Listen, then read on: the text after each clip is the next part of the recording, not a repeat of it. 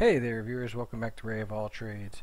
We are back on the Exmark Quest mower, replacing the head gasket. This is a field repair and I had to bring a lot of the tools with me. Trying to work through as quick as I can. I'm going to buzz through this. Was meeting up with a friend of mine, so a lot of the audio is going to be clipped out of here. I'll try my best to explain what's going on. Normally I would want to power wash this entire thing, get it nice and clean. Like I said, this is a field repair. I couldn't get it back to my shop. So what I'm doing is the absolute minimum I can do to get this thing back running again so that we can get to it and clean it all up. So taking off the air filter and the shroud on top. I think it's 6 3/8 bolts. Just loosen them up, then that cover will slide up out of the way. Taking off the fuel pump right now, it's connected to a bracket. Take off the 1 3/8 bolt. The arm will pull out of a bracket, and then you just try to push that fuel pump up out of the way. Give yourself some room for access.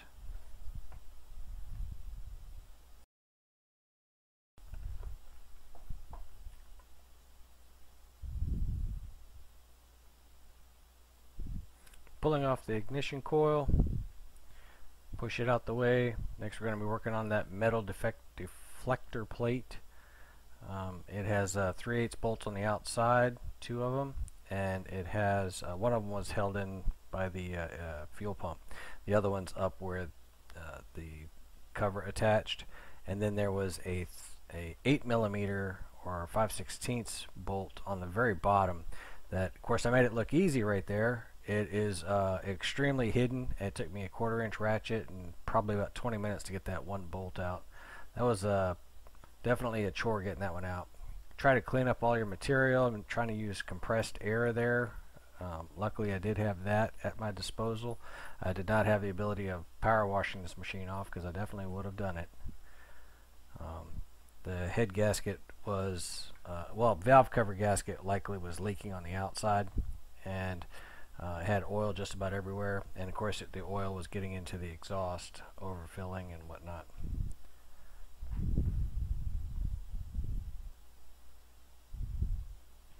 So the bolt I'm working on right now is the one on the intake. It is a 3/8 bolt. For some reason it was extremely stuck.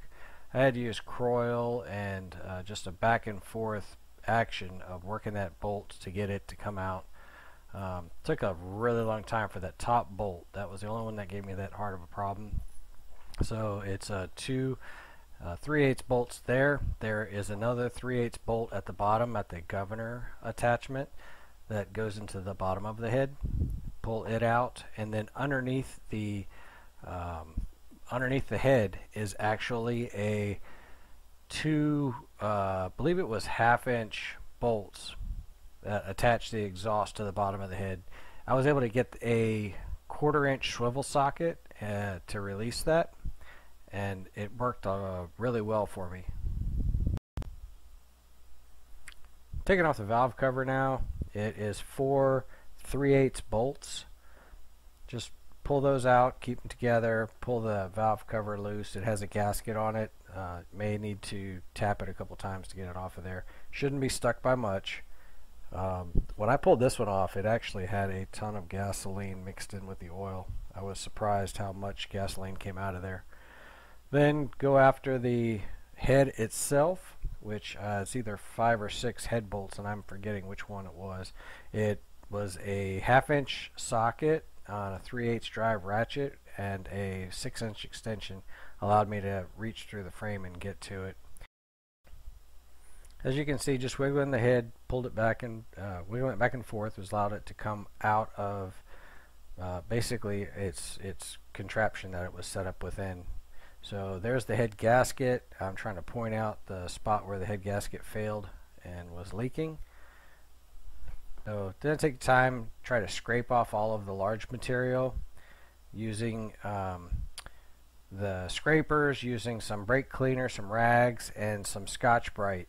Clean up all of your surfaces as the best possible, being careful not to scratch any of the aluminum. It's critical to keep all of that clean and to keep it unmarred or unscratched. So I bought a head gasket kit. I will link in the description. It has the valve cover gasket, had the head gaskets. It actually has the valve seals in it as well if you needed them. So didn't want to take all of that apart in the field like this, and just going through and making sure everything is extremely clean before trying to put it back together. You can see the surface of the head, and like I said, you take extra caution. Just make sure if you're unsure if it has any dirt, go back and wipe it again. So put the head bolts back in, just thread them back in by hand. Gonna grab a torque wrench, torque these down to 220 inch-pounds, which I believe is 18.3 foot-pounds, in a star pattern. Next, we're going to put the push rods back in. The aluminum push rod, you'll see there's two different ones. There's aluminum push rod and a steel push rod. The aluminum push rod goes on the intake. For on this motor, it is the top one, and the exhaust is the bottom one. So you could actually compress the valve by hand, the spring by hand, and feed that push rod in. Just make sure that it seats in both sides of it. You'll see basically a recess on the engine side where the lifter is, and you'll see one on the valve rocker arm side, and it'll attach there. Then once you've done that, since you've messed with the valves, it's not going to be off by much, but you always want to verify and set the valve lash. So on this one, I grabbed a .004 feeler gauge and a 1/2 inch wrench and a Torx bit. I think it was roughly 25, maybe a T25. I cannot remember. Anyway, so you loosen up the 1/2 inch nut, adjust your Torx bit to set your valve lash to .004. And then once you're happy with the feeler gauge, then go ahead and lock down that 1/2 inch nut. Keeping in mind that if you're not holding the Torx bit side and you tighten up that nut, it may adjust or it may change your readings. So go back and verify if you have to. So the danger is if you're using a 1/2 inch socket to tighten up that nut, you won't be able to hold that Torx screw to keep it from adjusting. So you'll mess with it and mess with it. Like I said, that's why it's easier to grab a short-handled 1/2 inch box-end wrench or a something like that to lock it down while you're holding that Torx screw at the same time. So then we grab the 3/8 box wrench, lubricate everything as far as, because remember that was the bolt that gave me a really hard time coming out. So I was extremely cautious putting it back in as well. So it cleaned everything up and lubricated it. We're going to finish tightening up that intake. There was 2 3/8 bolts on the intake. There was another 3/8 bolt for the governor assembly on the bottom of the head. I should say that face of the head, but at the bottom side. And then the 2 exhaust bolts were 1/2 inch, and I could reach those from underneath better. I'm swapping out the spark plug while I have better access to it, and just keeping everything clean. But anyway, so popping the new spark plug in right now. Then I'm going to grab that heat shield, drop it back into place. Keep in mind that you have 2 3/8 bolts up top. Do not tighten those until you get that 8mm/5/16 bolt fed from underneath. It's in a recessed pocket, and you kind of have to work blind on it.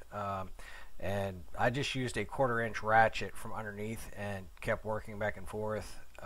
It took, the video doesn't show it, but I bet you I worked on that for about 20 minutes trying to get that one to line back up. Putting the fuel pump back on now. The one bolt is a 3/8 bolt, goes through that bracket that fed into that metal shield, and fasten it back down. On that fuel pump, there is an impulse line. Make sure there is no cracks on that. That impulse line that goes to the top of the valve cover is what drives that fuel pump, basically gives it the pumping action. So the pistons going up and down cause a vacuum and pressure scenario inside the crankcase, and that's actually what's driving that fuel pump that pulls it from the reservoir of the tank up front and pushes it into the carburetor. So again, make sure those don't have any cracks in it. So just Put the ignition coil back on while you can still see everything, and while everything's out in the open, I'm going to go ahead and hook up the wires that were attached to that heat shield. I keep calling it a heat shield. It's an air deflector more so than anything else. Just attach the regulators back into place. And for this one, the fuel lines were really old and dry rotted, so I went ahead and replaced most of the line and the filter all the way from the shutoff fuel shutoff valve that I believe was aftermarket on this one, but right behind the seat was a fuel shutoff valve, and I replaced all the 1/4-inch line with, I used the existing clamps, things like that, but replaced all the fuel line just to make sure that everything was nice and clean, all the way up through the pump, all the way up to the carburetor. On this motor, there is a 90-degree elbow for the oil drain. It is on the left side of the motor. I want to say it was a 1/2-inch wrench. It might have been a 7/16 wrench, but it's a square plug. I pulled it loose, and like I said, there was so much gasoline in that thing. I want to say about 3 quarts of fluid actually came out of there. So it was definitely leaking somewhere, and it needed to be changed. So that could have been the carburetor leaking, held open at one point in time, or it could have been that head gasket blown. But anyway, changed out the filter. Always put down either your hours or the date on the filter so you can reference it. Topped it back off with 30 weight oil, and double check it. Make sure everything is to the right amount. I believe this one was, I think it was 1.5 quarts. It might have been 2 quarts. Just verify that. Check it on the dipstick. Put the engine shroud back on. Again, that's another function of that air deflector. It's coming down that plastic and hitting that air deflector that was metal and working its way through the cooling fins. So attach that shroud back on with the 3/8 bolts all the way around. I think it was 6 of them. Those are the ones you didn't have to necessarily pull out. Put the air cleaner screws back in. Those are 2 1/4-inch screws. New air filter with a pre-filter on the top side of it, and coat that pre-filter with a thin coat of oil if you can. Helps keep the dust and debris attaching to that as opposed to working its way around. Put the top cover back on. That was 4 5/16 bolts, and just remember, it's just metal going into plastic, so don't be overzealous with it. Then that cover there just snaps right on top. The air filter cover screws down in place. This one, the battery was extremely dead, so you see we're hooking up a jump pack to it, or actually jumper cables going over to a car, and a battery charger just to get this thing so that it'll crank and work like it's supposed to. Remember, it has to have 12 volts or else that carburetor won't be held open for fuel to flow. So here it is. Start it right up. It started smoking. Just verified everything. My buddy turned it back off again just to make sure, and then back on again, and immediately it fired up and started purring like a kitten. Took a little bit for all the smoke from the head itself that we were working on to clear its way out, and then also all of the stuff that was inside the exhaust. There's my cheesy thumbs up saying that it's working like it's supposed to. He takes it for a quick spin, finishes burning most of the smoke off, and this thing, it didn't sit long, but I can tell you that those mice really did a number, because when he fires it up here, you'll see some dirt fly out from underneath the blades.